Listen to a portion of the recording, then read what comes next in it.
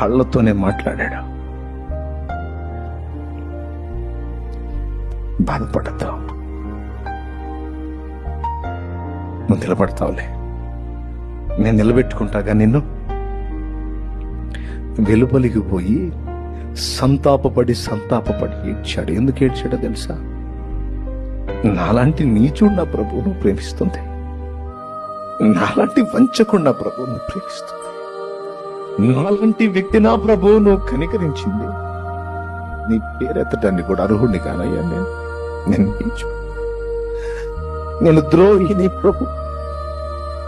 నీతో తిన్నాను, నీతో పడుకున్నాను, నీతో కలిసి నడిచాను, నీతో కలిసి తిరిగాను, నువ్వు చేసే అద్భుతాలు కళ్ళారా చూశాను, నీ నోట నుండి వెలువడే జీవవాక్కులు చెవులారా విన్నాను.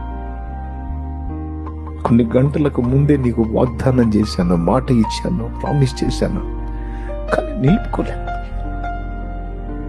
నేను స్థిరం లేని వాడిని ప్రభువా, చెంచలుండి ప్రభువా, నేను పనికిరాను నీకు, నేను అయోగ్యుడిని అని పసిబిడ్డలాగా సంతాపపడి ఏడ్చాడు. కానీ యేసును వదలలేదా? దేవుణ్ణే క్షమాపణ వేడుకున్నాడు, దేవుని వైపే మళ్ళుకున్నాడు. తన అయోగ్యుడని తెలుసు, అయినా అయోగ్యుల నా పాత్రలకు సైతం కృపాదానం ఇచ్చేవాడు దేవుడని తెలుసు.